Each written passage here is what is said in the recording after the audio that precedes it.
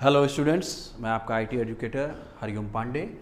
आज हम बात करेंगे पाइथन में प्रोग्राम कैसे बनाएं। लास्ट वीडियो अगर आप मेरा देखे हों तो उसमें मैंने पाइथन्स की बेसिक्स कवर किया है। मैंने वेरिएबल, फंक्शन, डेटा टाइप, ये सारी चीज़ें मैंने कवर की हुई है। आज हम इस चीज़ को पढ़ेंगे कि पाइथन की प्रोग्रामिंग कैसे करें। पाइथन की प्रोग्रामिंग पढ़ेंगे आज। तो पाइथन की प्रोग्रामिंग पढ़ने से पहले पहले आपको सब्सक्राइब करना होगा, शेयर करना होगा, डू लाइक करना होगा। तो चलिए अब पाइथन के बारे में थोड़ा सा प्रोग्रामिंग पढ़ने लें। लेकिन एक चीज़ आपने नोटिस की होगी, मैं साथ ही में जावा प्रोग्रामिंग या कोई अदर प्रोग्रामिंग के साथ कंपैरिजन भी करता आया हूँ। आज भी उसी से स्टार्ट करेंगे। देखिए, सबसे पहले मैं थोड़ा सा जावा के कुछ कोड लिखता हूँ, फिर पाइथन के कोड पे आऊँगा। मुझे आप सोच रहे होंगे कि क्यों जावा का, लेकिन थोड़ा सा प्रैक्टिकली एग्जांपल देना ज़रूरी पड़ता है। देखिए, सबसे पहले जब जावा की कोडिंग करते हैं तो एक कीवर्ड लिखते हैं क्लास और एक सबसे पहले हम एक्सेस स्पेसिफायर पब्लिक, रुकिए मैं एक बार लिख लेता हूँ फिर आपको समझाता हूँ। क्लास,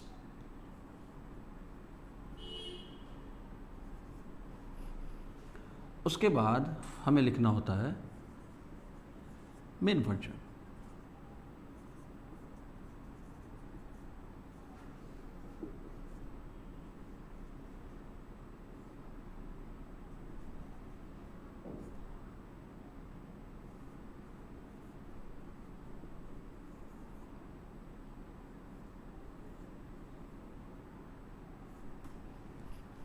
इसकी बॉडी बनेगी। इसके बाद इसमें एक फंक्शन लिखेंगे, system dot out dot print L. देखिए, इसके अंदर भी कुछ मैसेज हम प्रिंट करें। बेसिकली हम एक प्रोग्राम बना रहे हैं हेलो प्रिंट करने के लिए। हमको प्रिंट क्या करना है? हेलो। लाइन को क्लोज करेंगे, बॉडी क्लोज करेंगे और ब्रैकेट क्लोज करेंगे। देखिए, हमको करना क्या है, मैं एक प्रोग्राम बना रहा हूँ पाइथन के अंदर और जावा के अंदर, जो सिंपली एक काम करेगा, हेलो प्रिंट करेगा। केवल ये मैसेज प्रिंट करेगा। मैंने जावा में 1 2 3 लाइनें लिखी हुई हैं, बॉडी बनाई हुई है, बहुत सारी चीज़ें लिखी हुई हैं, बहुत सारे कोड लिखे हुए हैं। मैंने अभी इसको एक्सप्लेन नहीं किया है, जब जावा पढ़ाएंगे तो इसको एक्सप्लेन करेंगे। बस हमको एक हल्का सा कंपेयर दे रहे हैं कि कैसे हमको करना है।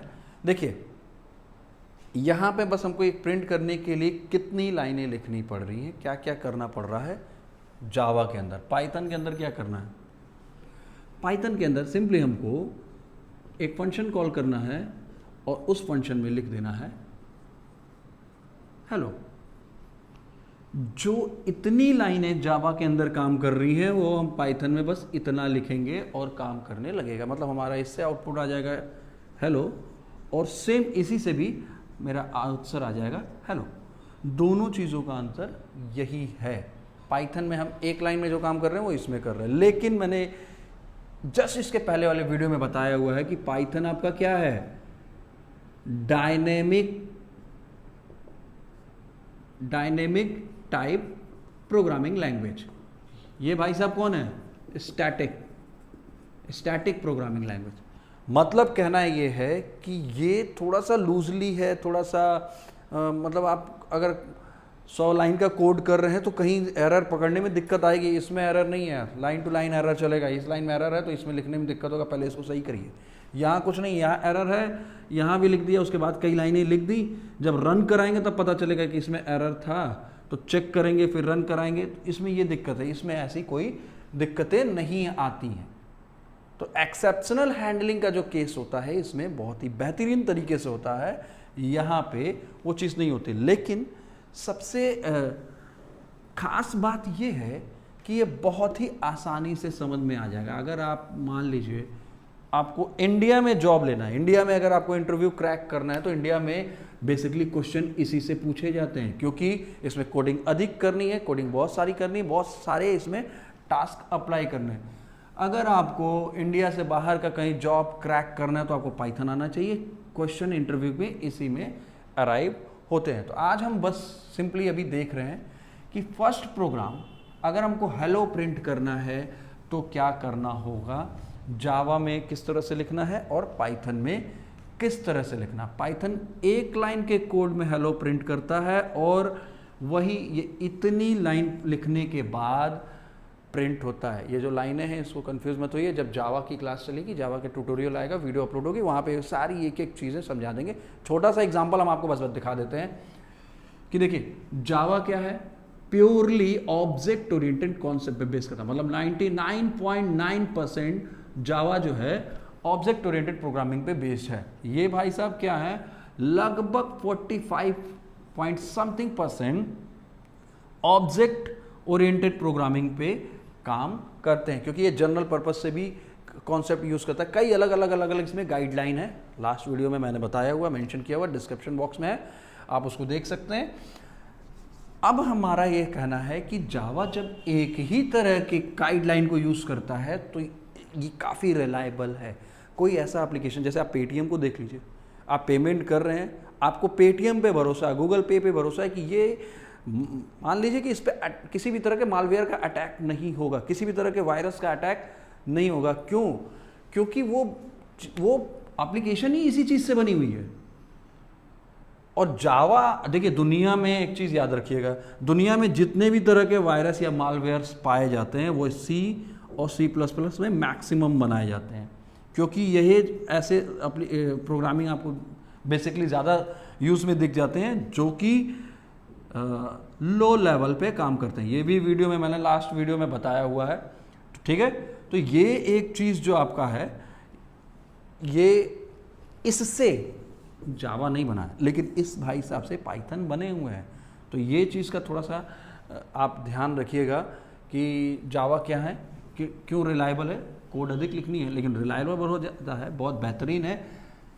चलिए हम अपना पहला प्रोग्राम पाइथन के अंदर लिखते हैं। थोड़ा सा आइडिया आपको मिल गया होगा। याद रखिएगा, जब जावा पढ़ाएंगे तो क्लास कैसे बनाते हैं, क्या चीज़ करते हैं, क्या होता है क्लास और क्या होती है बाकी सारी चीज़ें, बस छोटा सा एग्जांपल दे देंगे। क्लास आपको पाइथन में भी पढ़ना है, क्लास आपको जावा में भी पढ़ना है, लेकिन क्लास होता क्या है। जैसे ये घर है, मैं जिस घर में हूँ या अपने स्टूडियो में हूँ, तो यहाँ पे जो भी चीज़ें बनी है, सबसे पहले इसका एक मैप बना होगा, ब्लूप्रिंट बना होगा, फिर उसके बाद हम डिसाइड किए होंगे कि कहाँ पे क्या किस तरह से बननी है।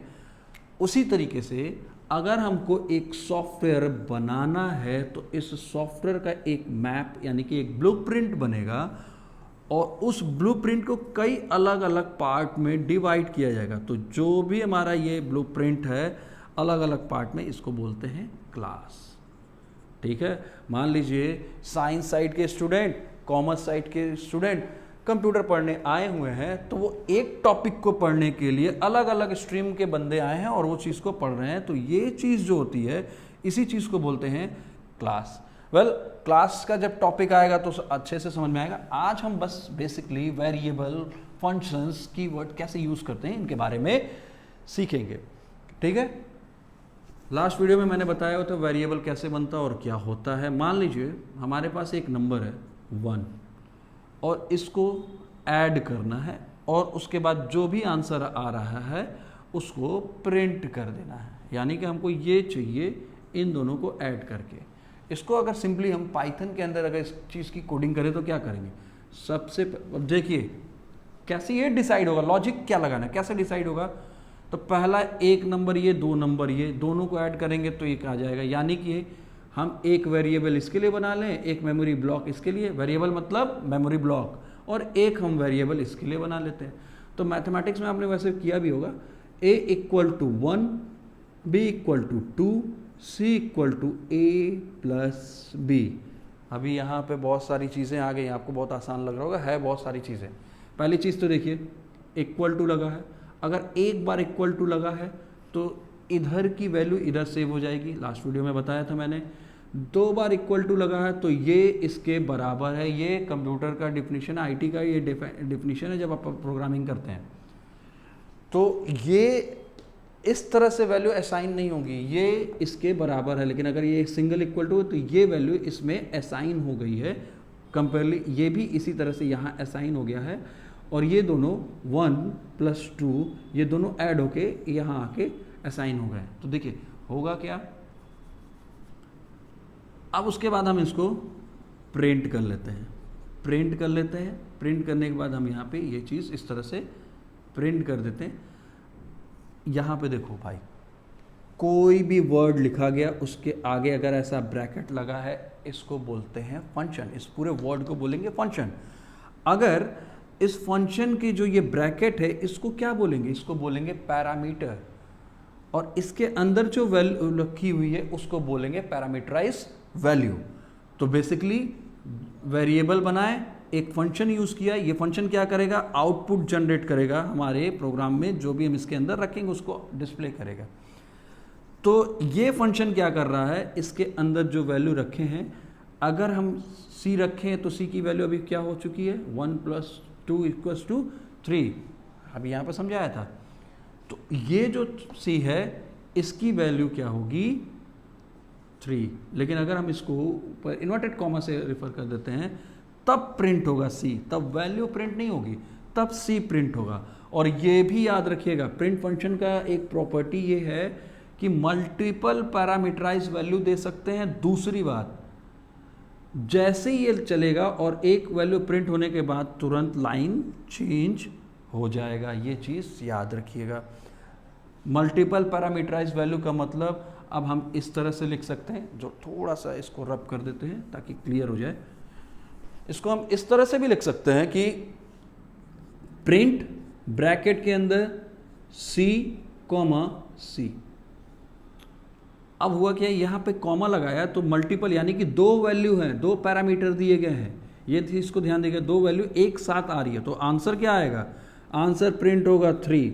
अगर ये c का वैल्यू देखें, उसके बाद कॉमा प्रिंट नहीं होगा, उसके बाद सीधा प्रिंट हो जाएगा c, क्योंकि ये इन्वर्टेड कॉमा के अंदर है। अगर इन्वर्टेड कॉमा के अंदर ये नहीं होता, तो अगर ये इन्वर्टेड कॉमा के अंदर है और ये चीज़ नहीं होती, यहाँ पे कोई c नहीं बना होता, तो सिंटैक्स एरर आ जाता। सिंटैक्स एरर हम लोगों को मिलता कि भैया आपने डिफाइन नहीं किया ये क्या चीज़ है। तो जब भी वेरिएबल बनाते हैं तो ये याद रखिएगा, इसको बोलते हैं वेरिएबल डिफाइन करना। एक और चीज़, जो भी फंक्शन आप देख रहे हैं किसी भी प्रोग्रामिंग के अंदर, ये जरूर से याद रखिएगा, ये जो पैरामीटर है उसी को फंक्शन कहेंगे। इट मे बी पॉसिबल कि ये जो वर्ड है वो कैपिटल में भी हो या स्मॉल में हो। प्रिंट हमेशा स्मॉल में, कोई दूसरा ऐसा वर्ड होगा जो कैपिटल में लिखा होगा। तो इस एग्जाम्पल को एक बार थोड़ा सा मेमोरी में हम चल के चेक करते हैं कि ये मेमोरी में एक्चुअल में कैसे काम कर रहा होगा। इस प्रोग्राम को मान लीजिए आपने अपने बुक में लिखा या आपने नोटपैड में लिखा या जहाँ पे भी आपने लिखा, आइडियली पे इसको रन कराएंगे तो होगा क्या, एक रैम के अंदर ये बहुत सारा मेमोरी ब्लॉक रहेगा। मैंने कई बार ये वीडियो में मेंशन किया हुआ, लेकिन फिर से एक बार बता दे रहा हूँ। ए मान ले रैंडमली ये रैम है, याद रखिएगा, यहीं पे कंफ्यूज होते हैं बच्चे की मेमोरी बन कहाँ रहा है। ए एक मेमोरी है जिसका नाम है, मान लीजिए ए है ये जो इसको रेफर कर रहा है। अब यहाँ आ जाएगा क्या, 1, कहीं पे भी रैंडमली एक और मेमोरी ब्लॉक बन जाएगा जिसका नाम होगा बी, और इसमें आ गया 2, कहीं ऐसे ही ऊपर नीचे कहीं पे भी बन जाएगा जिसमें a + b यानी कि ये c रेफर कर रहा है, यानी कि इसमें आ गया 3। अब जब हम प्रिंट में c लिखेंगे तो होगा क्या, ये वाली मेमोरी में जो वैल्यू है वो यहाँ पे प्रिंट हो जाएगा। यही होता है कॉन्सेप्ट, यही होता है जनरल पर्पस और ऑब्जेक्ट ओरिएंटेड के गाइडलाइन का फॉर्मेट। ये चीज़ एक बार फिर से रिवाइज करके देखिएगा, डेफिनेटली आपको समझ में आएगी। आज के लिए इतना ही, कल फिर मिलते हैं नेक्स्ट वीडियो में। तब तक के लिए अपना ख्याल रखें, नमस्कार। और हाँ, सब्सक्राइब करना कंपलसरी है।